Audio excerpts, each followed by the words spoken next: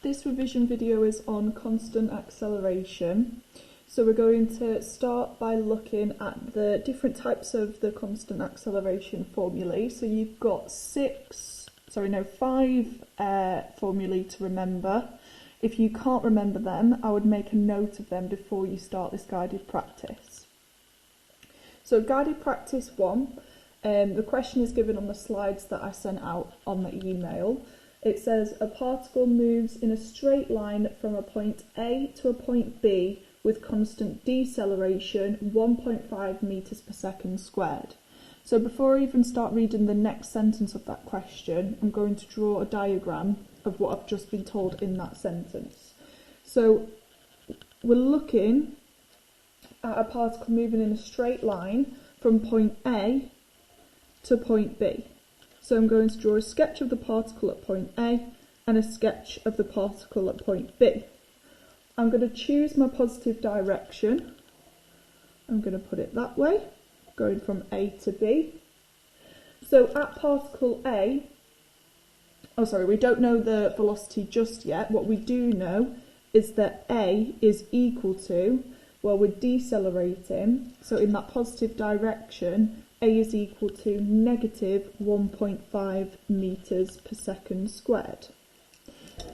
If you had the positive direction in the opposite way, we would have a positive value here, but our speeds would be negative. The second sentence of that question says the velocity of the particle at A is 8 meters per second, so I'm going to write that here. And at B, it is 2 meters per second. So our velocity has decreased because we're decelerating. So I know that A is equal to negative 1.5. U, our initial velocity, is equal to 8. V is equal to 2 meters per second. We don't know what T is equal to, and we don't know what S is equal to. So part A of the question asks us to find T, so the time taken to move from particle A to B. So I know what A, U and V is, and I want to find out what T is equal to. So I'm going to look at my SUVAT equations and find an equation in terms of A, U, V and T. So I'm going to pick that first equation there, V equals U plus AT. It's really important that we write down the key formula that we're using, because that can get us the mark even if we substitute in some incorrect values. So V equals U plus AT. So I've got that 2 is equal to 8 plus negative 1.5 times by T. So 2 is equal to 8 subtract 1.5T. I'm going to rearrange this to get that. So when I subtract 8 from both sides, I get that negative 6 is equal to negative 1.5T. If I divide both sides by negative 1.5, I get that T is equal to 4. So the time taken to move from A to B is 4 seconds.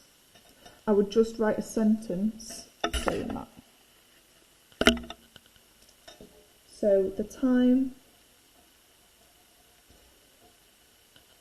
taken to move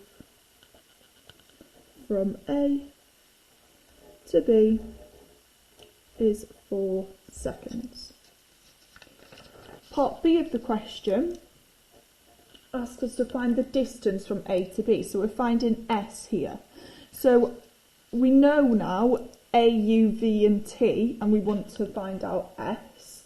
I would always choose a formula that includes the information that you were given in the question originally, just in case your answer to part A is wrong.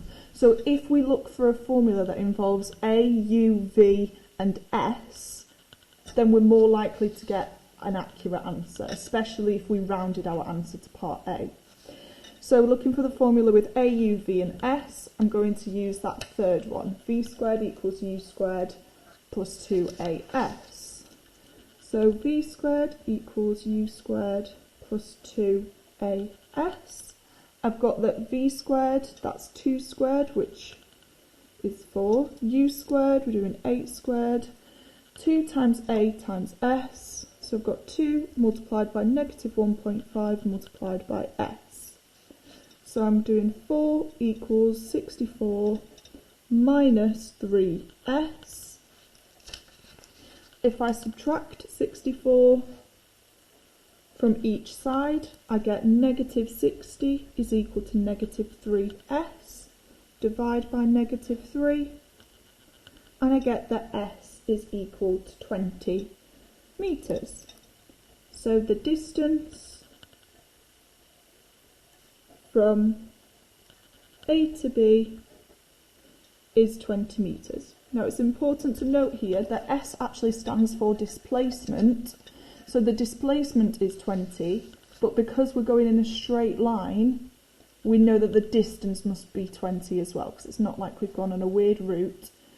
We've just gone in a straight line, so our displacement is 20 and our distance is 20. For part C, it says that after reaching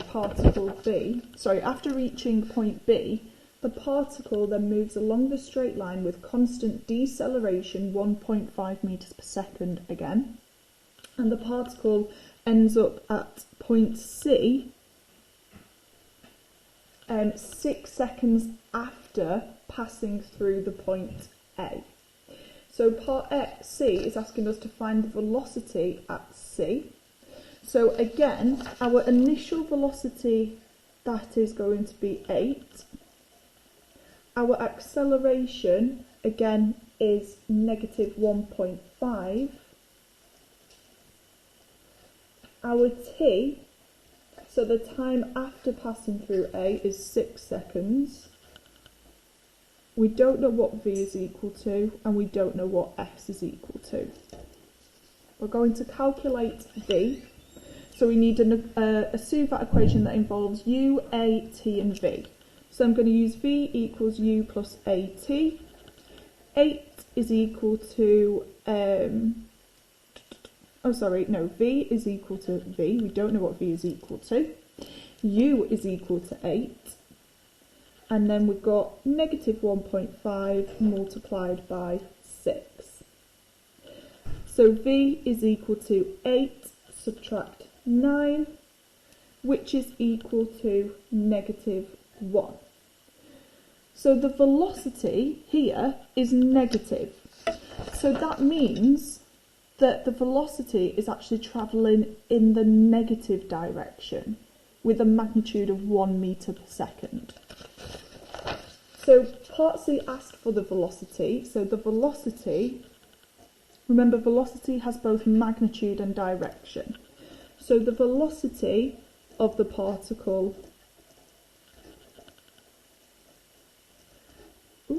is 1 metres per second.